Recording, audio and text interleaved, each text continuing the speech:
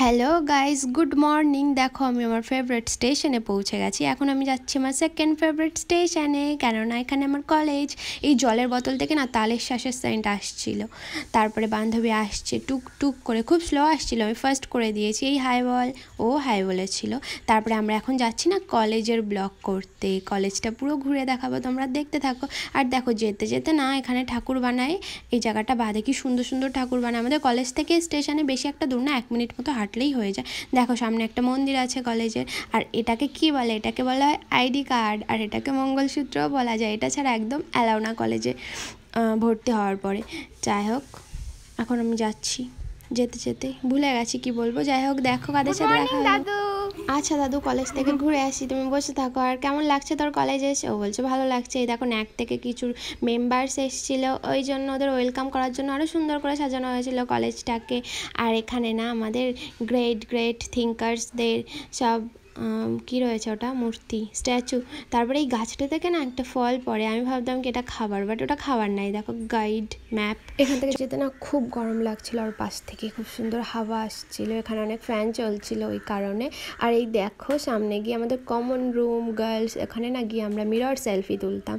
যাই হোক, কলেজটা খুব ভালো লাগছে দেখতে, আগের থেকে বেশি বেশি করে সুন্দর লাগছে, অনেক ফুল হয়েছে।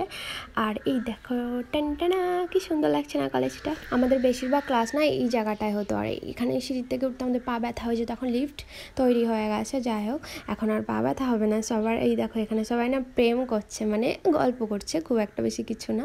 একে আমি হাই হ্যালো করতে চলে আসলাম। আর এখানে দাঁড়িয়ে দেখছে যে আমার কি হলো না কপালে। ও সবাইকে দেখছে যে কী করছে এরা, আমি কেন করতে পারছি না, এইসব বলছে। এই দেখো আমাদের কলেজের মাঠ, এই মাঠটা অনেক বড়, এখানে স্টেজ হয় যখন ফাংশন হয়। আমি ওখানে দাঁড়িয়ে ফাংশন দেখেছিলাম যখন সোনু নিগম এসেছিল। যাই হোক আমরা যাচ্ছি, ও আমায় জিজ্ঞাসা করলো তুই কি ভিডিও করেছিস ওদের, যারা ওখানে বসে কথা বলছিলাম। আমি বলছি না, আমি ওইসবের ভিডিও করিনি, বেচারাদের হয়তো মা বাবা জানে না, জানলে প্রবলেম হয়ে যাবে। আমাদের না এই পাঁচিলের বাইরে বয়েজ হোস্টেল আছে, আর ওখানে শুধু গামছা ঝুলতে দেখা যায়, সত্যি কথা বলছি। যাই হোক, আর এখানে পিজি বিল্ডিং। আর এটা দেখলে আমার মনে পড়ে এই গেটটা আমরা শুধু লাফিয়ে লাফিয়ে ক্রস করতাম, আমরা ওখানে পড়তে আসতাম তাই। আর এখন কলেজে না কাজ চলছে বেশিরভাগ জায়গায়, তাই জন্য এরকম কিছু কিছু জিনিস ছড়িয়ে ছিটিয়ে রয়েছে। আর এটা কি নিবেদিতা ভবন, সামনে গার্লস হোস্টেল, যদিও আমি গার্লসদের দেখিনি। আর এটা বিএডের ডিপার্টমেন্ট। আর এখান থেকে সামনে গিয়ে আমাদের সংস্কৃত আর বাংলা ক্লাস হতো, আমরা যখন ক্লাস করতে আসতাম।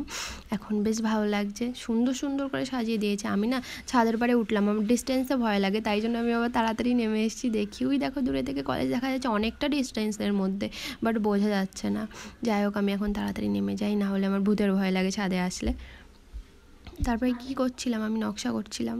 লেটস নকশা, টি টি টি টি টিং টিং টিং টিং টিং টিং টিং। যাই হোক আমি এনাদের যাওয়ার জন্য ওয়েট করছিলাম, যাতে আমি আমার মুখ্যম কাজটা করতে পারি। আর এটাই হলো আমার মুখ্যম কাজ। এখন দেখো আমি কি করব। আগেও আমি সরু ছিলাম, এখনও কি সরু আছে? এখনও আমি সরুই আছি। এটার ডিফারেন্সটা 1 বিঘে মতো ছিল। বান্ধবীকে বলছিলাম হয়তো আমি পারবো না, আমার নিজেকে না মোটা মোটা ফিল হয়। যাই হোক, মোটা হওয়ার পরেও আমি কেমন যেন এপাশ ওপাশ থেকে চলে আসতে পেরেছি।